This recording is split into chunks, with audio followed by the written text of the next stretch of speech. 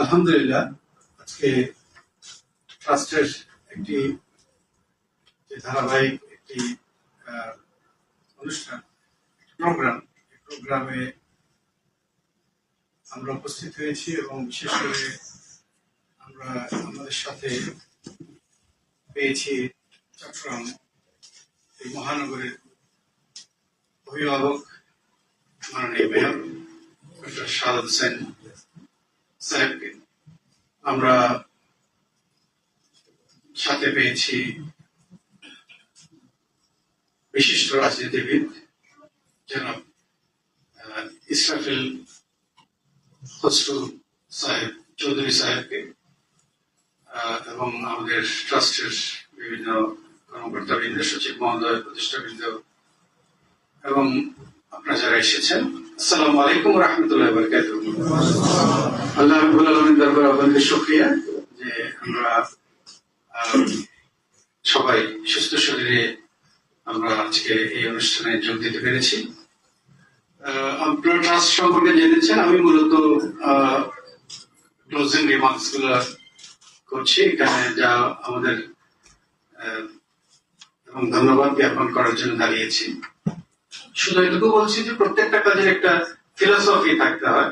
তো এই যে প্রোগ্রাম, এটা আমাদের এটার যে ফিলোসফিটা কাজ করে সেটি হচ্ছে, আমি যে কোরআনুল কারীমের যে আয়াতে কারিমা যেটা তেলাওয়াত করার চেষ্টা করেছি সেখান থেকে উদ্ভূত। আল্লাহ রাসূল বলছেন যে আপনি, আল্লাহ রাব্বুল আলামিন বলছেন যে হে রাসূল আপনি বলে দিন যে তোমাদের থেকে আমি কোনো প্রতিদান চাই না, শুধু ইলাল মাওয়াদ্দাতা ফিল কুরবা, আমার প্রিয়জনের ভালোবাসা ছাড়া কোনো প্রতিদান চাই না।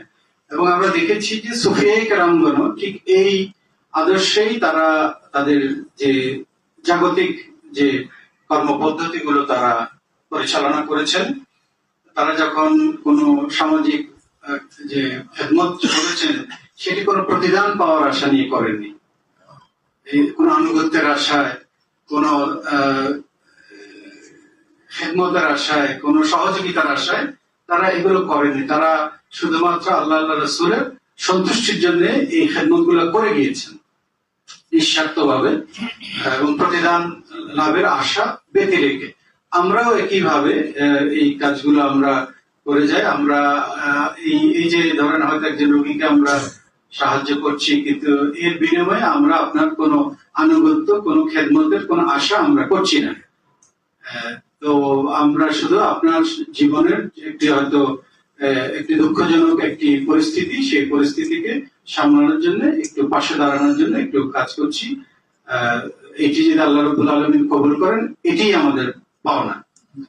তো এই যে আমাদের এই কর্মসূচিতে বিশেষ করে আমাদের চট্টগ্রামের মাননীয় অভিভাবক, মাননীয় মেয়র যে এসে আমাদের অনুপ্রাণিত করেছেন, তার জন্য ওনাকে আন্তরিক ধন্যবাদ। মাননীয় বিশিষ্ট রাজনীতিবিদ জনাব ইসরাফিল খসরু চৌধুরী, পরিচালক বাংলাদেশ ক্রিকেট বোর্ড এবং চেয়ারম্যান ফাইন্যান্স কমিটি বিসিবি, উনি এসেছেন, আমাদের অনুপ্রাণিত করেছেন, ওনাকেও আন্তরিক ধন্যবাদ।